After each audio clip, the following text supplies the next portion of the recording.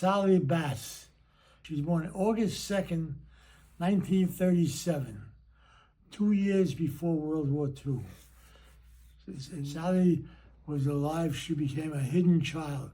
She had her mother was very friendly with a Gentile woman, and this woman, who was very nice, she said she would take Shelly, and she sure did. She took care of Shelly. She even told Shelly if she says anything, because she's Jewish, it'll be bad for both of them. It'll be the end.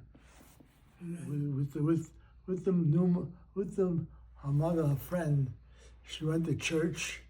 She took her to church. She took her away, let her know that that she shouldn't mention that she was Jewish, even though Shelly never knew she was Jewish till she was about 7 or 8 years old.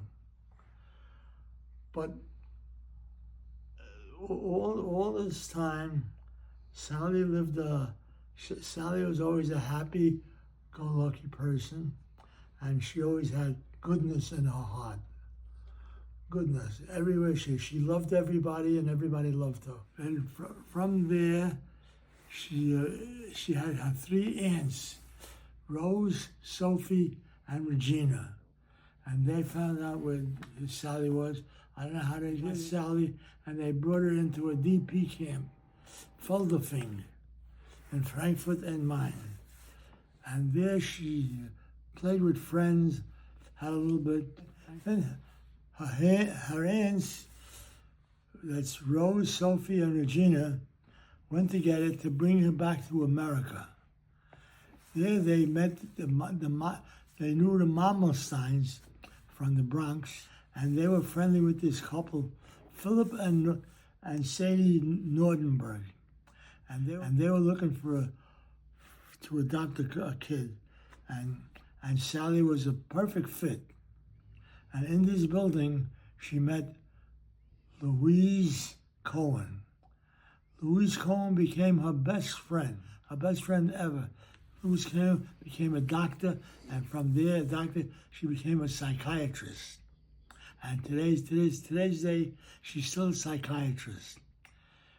She's very good, and she always considered Shelly her best friend. When I called Louise to tell her that Shelly passed away, she says, Shelly, she says, I'll be there no matter what. I said, Louise, I said, you got a long way to go. I said, you're in Armonk, New York, which is near Greenwich, Connecticut. I said, if you don't come, we will understand that you couldn't make. She says, for Shelly, I'll go to the ends of the world for Shelly. She was a great girl. I love her. I loved her, and I'd do anything for her. And sure enough, she came. She was at the funeral. And we thank you, Louise. We love you. And that was very nice of her. And she met Selma. Selma she became her cousin. And Selma used to go with her. Every Saturday, they went to the movies. They went to the movies for $15. They saw a full feature, comic attractions, cartoons, all kinds of things, all kinds of movies. They were there for hours. And they even brought their lunch, and they ate their lunch in the movie. And in the movies, she watched the movie, and Selma interpreted a lot of the movies to Shelly in a language that she understood. And she did very well, and for years, Shelly did great. She was a thirst for knowledge, and she became very good.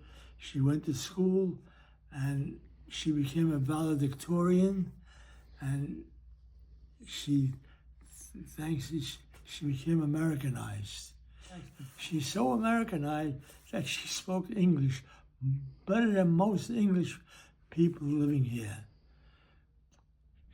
And she became very, very well adjusted, and she loved this country, and she couldn't do better. She was very happy where she was. not only that, now Sally wanted to become a school teacher.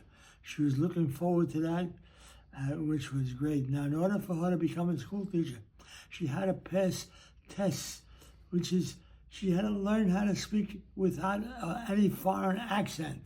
If she had an accent, she would be denied a license. But they couldn't have any accent with her. She spoke really American English, better than most Americans.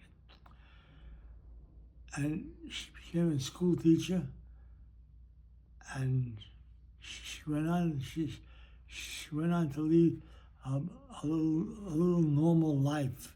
The thing that we cherished most was from this song from Nature Boy, and it goes, "The greatest thing you'll ever learn is just to love and be loved in return."